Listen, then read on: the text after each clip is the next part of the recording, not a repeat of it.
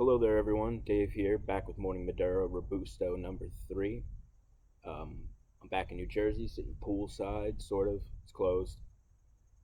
'Tis the season. I wanted to check in and talk about a few things, and then let you all go about your day. So let's do it, and let's start with the Yankee game last night, which was bonkers. And I say that as a guy who has watched many bonkers baseball games.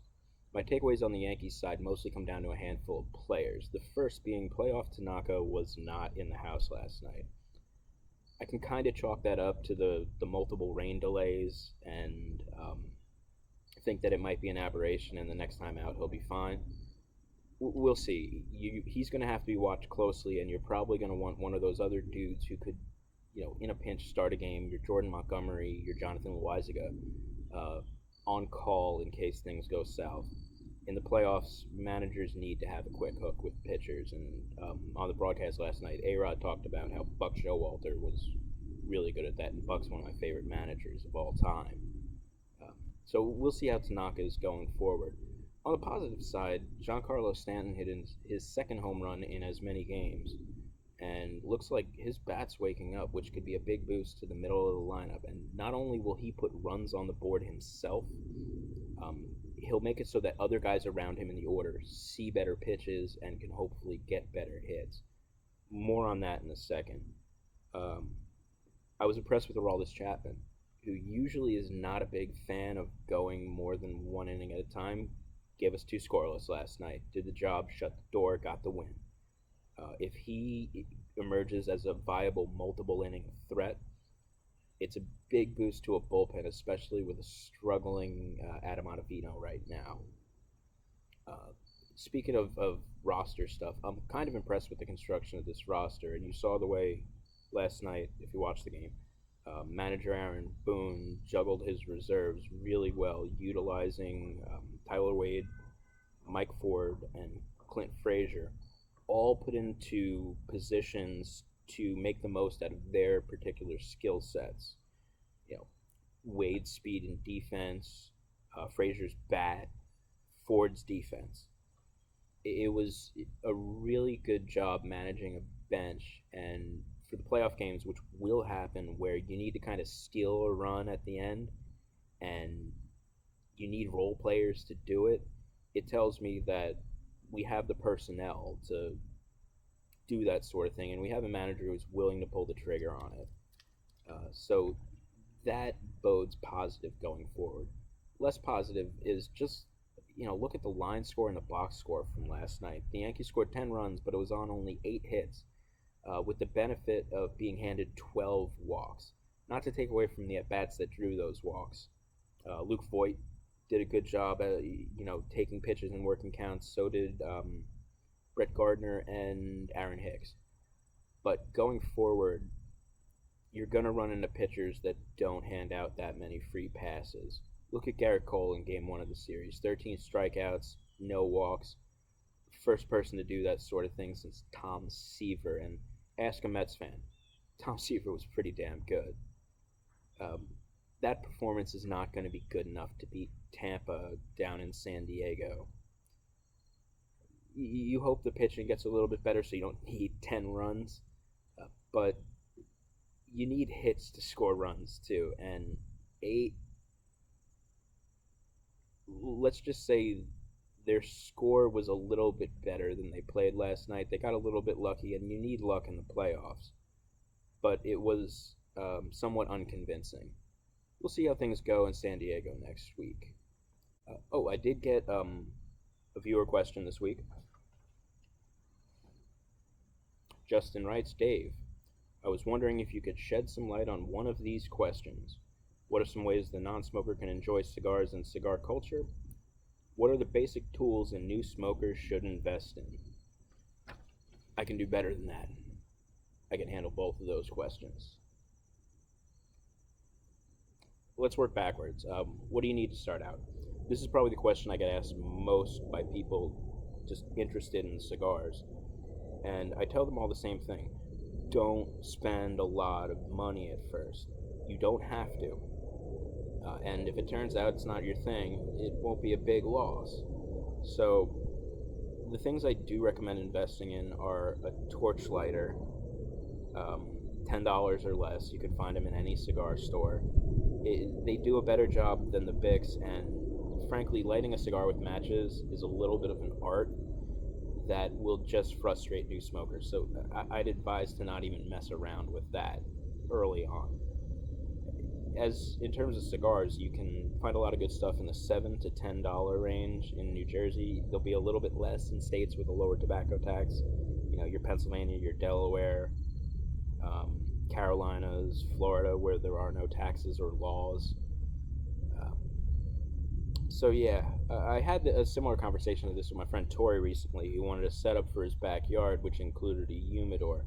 You know, I got him into a small-ish humidor, you know, small to medium size, and Bovida packs to keep the humidity level in the humidor. That's a whole other discussion. If you're just starting out, you probably don't want to spend the money on, nor do you really need a humidor. Find a local shop, you know, buy a couple cigars and smoke them within a couple days because you don't want them to dry out. And you know, see what you like. I tell everyone, smoke what you like. If there's this, you know, a $5 cigar that you think is great, you're a cheap date. It's a good thing. So, you again, smoke what you like. Don't spend too much at first. And if you get into it, you have something that friends and family can give you for Christmas, birthdays, and for those of you that, you know, have some progeny out there, Father's Day. Um, Try it, see how it goes. As for the culture question, this is interesting, and this is one of the things I like most about cigars. It is a very diverse culture. Um, I mean, first off, you know, if you're a non-smoker, having an affinity for coffee, whiskey, and/or rum is a pretty good start.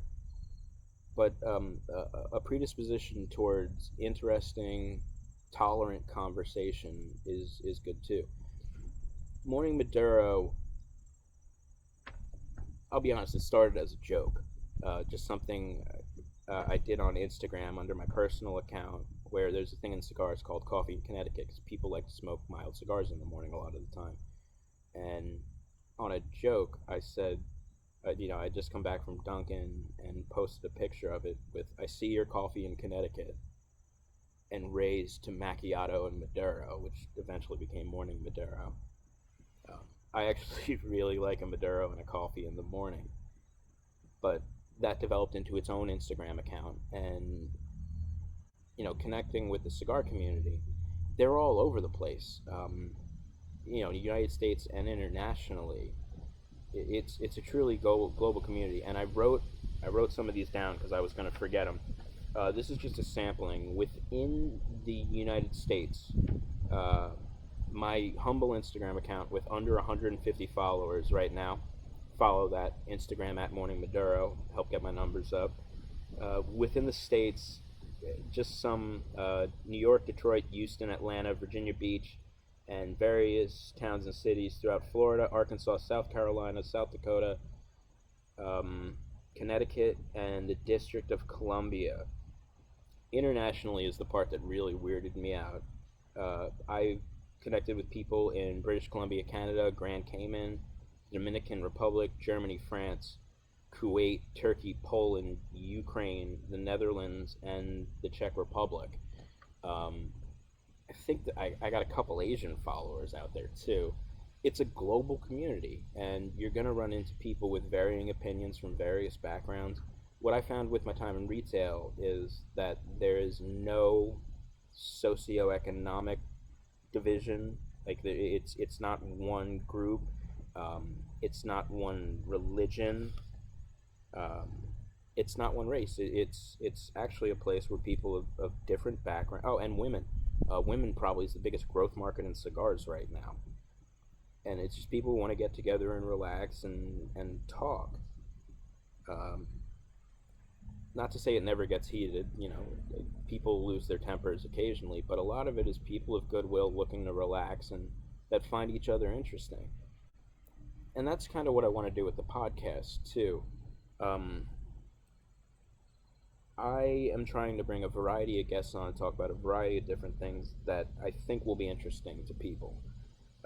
Right now, on the list of people I have, I've got comedians, musicians, craftsmen, people who are into sports, people who are into law and politics. And yeah, I'm going to get some cigar based guests soon. Don't worry, it's not going to be totally out in left field. Um, right now, as the podcast goes, I'm going to do a test recording. The last hurdle I have here is to set up an interface where my guests can call in. Once that's done, we'll be ready to record the first podcast shortly thereafter. I got a first guest lined up. You're going to enjoy her. For now, please, please, please follow us on the socials. At Morning Maduro on Twitter and Instagram, Facebook.com/Morning Maduro. Like us there. And it was great to get a question this week. This conversation will work a lot better with questions. So send those, message me on Facebook or Instagram, and or dave@morningmaduro.com by email. Thanks for watching, thanks for listening, and as always, life's short. Smoke 'em if you got 'em.